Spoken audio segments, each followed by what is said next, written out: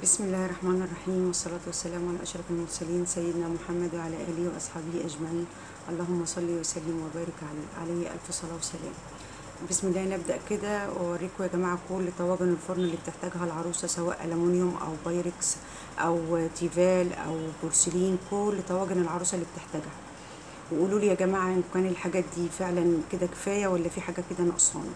أنا دايما باخد رأيكم وبهتم بآرائكم جامد قوي يعني دايما بقول لكم ليه بقى، لان انا عايزه اخد رايكم. كان العدد ده كفايه، هل اقل، هل كده؟ فانتوا اقنعتوني بالعدد بتاع الكوبايات الفيديو اللي عدى ان ده كده كفايه، مع ان انا كنت بقول ان انا ممكن اجيب حاجات تاني بس باخد رايكم اول حاجه نبدا يا جماعه، دي صواني البيتزا.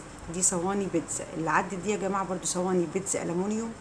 ودي صواني البيتزا اللي هي البورسلين، اللي هم اتنين، دي كمان 3 ألمونيوم، ودي 2 بورسلين. كده انا ما جبتش غيرهم يا جماعه في البيتزا، يعني انا ما جبتش في البيتزا غير اللي هم الطقمين دول، اللي هي البورسلين والألمونيوم. ده برضو طاجن يا جماعة اللي هو بيتفك، برضو على فكرة قوي جدا، ممكن يدخل برضو الفرن. انا جايباه تيفال، يعني حاجة مش اللي هو يا جماعة الصاج دلوقتي اللي هو مطلي تeflon، لا ده تيفال، وعندي من زمان قوي. وكنت جايبة لي لنفسي يعني واحد زيه، فحلو قوي برضو، ممكن يدخل الفرن، بس انت تحطيه في حاجة يعني وتقفليه جامد. كده ده يا جماعة من ضمن الطواجن اللي عدت، اللي هم الكبار البيتزا. ودول يا جماعة الطواجن الصغيرة، اللي هو الاسود ده، واللي هو التاني الغويط يا جماعة، اللي هو بيبقى دايما فيه كل ده. برضو طواجن فرن للانجليش كيك، للكيك، يعني اللي انت تحبي تعملي فيه اللي انت عايزاه كله. دي كلها برضو طواجن صغيرة ألمونيوم. دي كده طواجن صغيرة ألمونيوم. في برضو عندي حاجات تانية، بس انا للاسف اللي هي نفسي كده بالظبط تيفال، بس انا للاسف نسيت اطلعهم معايا، او نسيتهم ومش عارفه هم اساسا، يعني الحاجه بتبقى بحط الحاجه مش عارفه بتبقى موجوده فين، فبتعب قوي قبل ما بجمع الحاجه كلها على بعضها. كده وريتكم ايه اللي هي الطواجن الصغيره، وريتكم بتاع البيتزا، ووريتكم اللي هو البورسلين والالومنيوم. ده يا جماعه برضو اللي هو طقم الفرن، اللي هو الطاجن اللي هو المستطيل، الدهان طبعا. وبرضو دول 3 ولا غنى عنهم. كده يبقى ايه تالت طقم يا جماعه، ألمونيوم. كده تالت طقم معايا ألمونيوم غير الطواجن الصغيرة. الألمونيوم يا جماعة لا غنى عنها، يعني الألمونيوم لا غنى عنها يا جماعة، ضرورية جدا. يعني ممكن نقول لا مش هنجيب، بس لا، دي هي اللي بتعيش وهي اللي بتبقى موجودة وبتبقى أحلى المخبوزات فيها. ده برضو يا جماعة طقم طواجن، بس اللي هو القلب. بس أنا أنصحكم ما تجيبوش ال3، يعني بيبقى فيه على فكرة بيتباع منه بالواحدة، زي اللي هي الطواجن الصغيرة دي. يعني الطواجن الصغيرة هنا دي برضو بتتباع بالواحدة، وفي منها أطقم. دي برضو بيتباع منها بالواحدة وفيها أطقم. انتوا هاتوا واحد بس، يعني أنا للأسف جبت ال3 يعني. يعني واحدة بس كفاية، أو واحدة صغيرة وواحدة كبيرة، بس أنا جبت ال3 كطقم يعني. ده برضو طقم يا جماعة صواني مدور بالغطا، يعني طقم صواني وعامل زي الحلل بالظبط. مش عارفة، يعني أنا ندمت إن أنا جبتهم كده، يعني ندمت إن أنا جبتهم بالغطا، وندمت إن أنا جبتهم بالشكل ده، اللي هو بتبقى الغويط كده وفيه. لكن اللي هو المدورين اللي هم بتاع الفرن العاديين انا ما جبتهمش. انا جبتهم يعني كمان، وكمان دول كانوا غاليين جدا جدا، يعني كانوا من زمان، يعني جايباهم حوالي داخلين على 9 شهور كده، كنت او اكتر من 9 شهور، داخلين على سنه اهو يا جماعه. كنت جايباهم ب 1200 جنيه، والله ما فاكره، ب 1200 ب 1000 جنيه مش فاكره. فدول بالغطا، دول صواني مدوره يا جماعه، فرن بالغطا. بعد ما جبتهم كده، يعني هم عاملين زي الحلل، مع ان انا جايبه طقم حلل الومنيوم، هم عاملين زي الحلل. بس قولوا لي هي حلو كده، ولا اللي جربهم قبل كده يقول لي عليهم، ولا انا كنت بقول يا ريتني كنت جبت اللي هم العاديين، مش عارفه اللي هم ال3 العاديين فمش عارفه. انا جبتهم بالغطا، وزي ما بقول لكم اللي هم الايه، يعني البومبي كده، في منه بومبي كده، فمش عارفه. يبقى كده يا جماعه رابع او خامس طقم الومنيوم. كده دي طواجن فرن ألمونيوم صغير وكبير، مستطيل ومدور، وزي ما انتم شايفين كده. نيجي على طقم الايه، انا جبت تيفال يا جماعه، يعني انا ما جبتش جرانيت، انا جبت تيفال. ده برضو طقم جرانيت، اللي هو الطاجن اللي هو المستطيل، وده اللي هو المدور. يعني دي صواني مدوره، وده طاجن فرن مستطيل. دول الاتنين تيفال.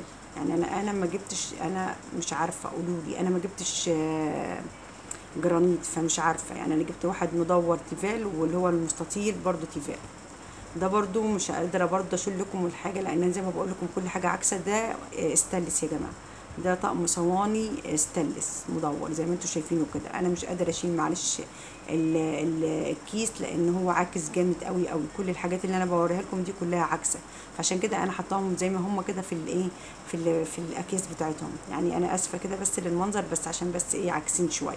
دول برضو زي ما بقول لكم صواني ايه ستانلس.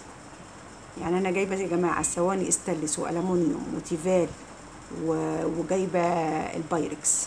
يعني انا كده جايبه كل اللي انتوا شايفينه ده كده، بس للاسف انا ما جبتش جرانيت، فمش عارفه اجيب طقم يا جماعه تاني جرانيت مدور او طاجن مستطيل، مش عارفه. قولوا لي برضو رايكم، وقولوا لي كده الاعداد اللي انا جايباها دي كتيره قليله زي ما انتوا بتقولوا، زي ما انا باخد رايكم في كل حاجه. ده كده بقى زي ما بقول لكم ايه طقم. طبعا هندخل على الايه البايركس. البايركس يا جماعه انا كنت جايبه زي ما بقول لكم كده. ده كان طقم 3 دول كان فرنساوي، وده كان طقم بركان اللي هو البركام الكامل، يعني طقم كامل. في منه برضه يا جماعه زي ما بقول لكم ده مربع اهو، وفي منه المدور، وفي منه اللي هو البيضاوي بالغطا، يعني طاجن بيضاوي بالغطا ده مربع، واحد مدور اهو. ده طقم كامل يا جماعه اللي هو بتاع البركام، انا وريته لكم قبل كده. ده برضو طقم بيضاوي يا جماعه بس بالغطا، مش طقم يعني صينيه بيضاوي بالغطا، او طاجن بالغطا زي ما بقولكم كده بيضاوي. وطبعا ايه الحله اللي انتوا هتشوفوها معايا كده حله برضو بالغطا. دي برضو كل يا جماعه ده من ضمن كل طواجن الفرن، يعني الحله او البايركس او الالومنيوم او كل ده دي طواجن الفرن كلها يا جماعه زي ما انتوا شايفين. دي طواجن فرن. انا طبعا وريتكم دلوقتي كل الطواجن اللي انا ايه وريتها لكم دلوقتي، اللي هي البايركس او الالومنيوم او التيفال. كله ده بالاعداد. يعني انا مش عارفه، يعني انا جايبه هنا طقم كامل، وجنبيه كنت جايبه قبل ما اجيب الطقم ده عجبني، وفي ناس كتير كانت عامله ريفيوهات، فانا كنت جايبه طقم اللي هو الايه الطواجن اللي هو البيضاوي ده. بس ده كان ده فرنساوي يا جماعه، فرنساوي مطبوع عليه كمان من جوه من على الطاجن نفسه بايركس. انا كنت جايباه من زمان قوي قبل اي مقاطعات او قبل اي حاجه، ورحت عجبني وسمعت عن اللي هو البركام، فجبت طقم البركام اللي هو الكامل ده. فقولوا لي رايكم العدد بتاع البايركس كتير قوي كده او حلو يعني. ده طبعا زي ما بوريكم كل الاعداد اللي انا جبتها، اللي انا ايه وريتها لكم دلوقتي، المستطيله والمدوره والصغيره وزي ما بوريكم. بس انا ممكن اكون كترت في الالومنيوم شويه، بس الالومنيوم يا جماعه من الحاجه اللي بتعيش معانا. يعني الالومنيوم من الحاجه اللي بتبقى موجوده وبتعيش معانا، واحلى المخبوزات واطعم المخبوزات بتكون في الالومنيوم. انا زي ما بقول لكم انا جبت كل الاعداد دي، بس للاسف انا ما جبتش جرانيت.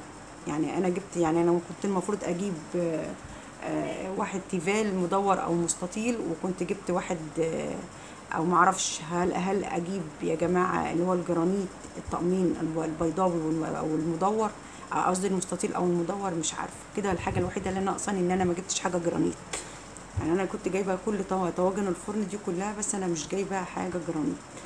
فهل هكتفي بكده؟ هل هجيب؟ بس هي دي كل الاعداد يا جماعه اللي بتحتاجها العروسه. بس زي ما بقول لكم يعني طقم اللي هو القلب ده، بدل ما تجيبي طقم وتكتري على نفسك طقم كامل، هاتي واحده. بدل مثلا ما تجيبي يا جماعه مثلا في حاجات بتبقى مثلا ممكن، يعني الحاجات اللي هي الصغيره دي انا ما رضيتش اجيب طقم برده من اللي هو الصغير المستطيل اللي هو بتاع الكيك ده، فجبت منه 2 أو 1. يعني انت حسب مقدرتك، يعني انت ايه في حاجات انا بقول لكم عليها، وانتوا ايه كل واحد حسب ما بيقدر وحسب مقدرته وحسب ما بتجيبوا، حسب برضو العادات والتقاليد عندكم. وبرضو ما يعني ما نمشيش يا جماعه ورا ده هيجيبوا ده المفروض وده مش، ما فيش اي حاجه مفروضه، كل واحد بيجيب على قد امكانياته. دايما بقول لكم في كل فيديو كده كل واحد بيجيب على قد امكانياته. انا جبت كل الاعداد دي الومنيوم او تيفال او بايركس، او ممكن اكون مزوده، يعني بدل ما كنت زودت انا في البايركس كنت جبت واحد مثلا ايه مدور او مستطيل جرانيت. انا طبعا دايما بقول لكم على الحاجات والاخطاء اللي انا بقع فيها، فبتستفادوا من الفيديو ان انتم مثلا انا عملت خطأ انا بقول لكم عليه. دايما بندي ايه بننصح بعض. فانا بقول لكم ان انا ايه يعني كنت بدل ما كنت جبت كده كنت جبت كده، بس يعني قدر الله ما شاء فعل. وانتوا قولوا لي رايكم في الاعداد اللي انا جايباها.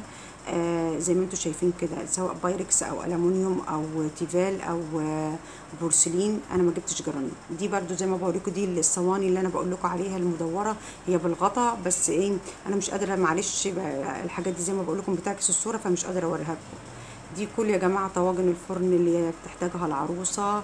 يا ريت تقولوا لي رايكم، والاعداد كويسه او قليله، وقولوا لي رايكم. ما تنسونيش يا جماعه في اللايك والشير والاشتراك في القناه، ويا رب يوصلكم كل جديد انا بقدمه. دوسوا يا جماعه على علامه الكل عشان يوصلكم كل جديد. يا رب يا جماعه اعملوا لي لايكات كتير كتير كتير للفيديو عشان الفيديو يترفع. والله العظيم الفيديوهات بتموت يا جماعه، والله الفيديوهات بتموت. بتمنى منكم اللايك الكتير الكتير عشان يوصل لكم كل جديد. يا رب كده انا بقدمه لكم. انا بوريكم دي الصواني اللي هي الايه المدوره اللي هي بالغطا، وبوريكم شكلها. شوفكم على خير يا رب كده ان شاء الله الفيديو الجاي. ودايما يا رب تكونوا بخير وبسعاده دايما ان شاء الله. ما تنسونيش يا جماعه برضو زي ما بقول لكم في اللايك، لايكات كتير كتير كتير يا جماعه للفيديو عشان يوصلكم ان شاء الله كل جديد انا بقدمه. مع الف الف سلامه، واشوفكم على خير يا رب الفيديو الجاي باذن الله. مع السلامه.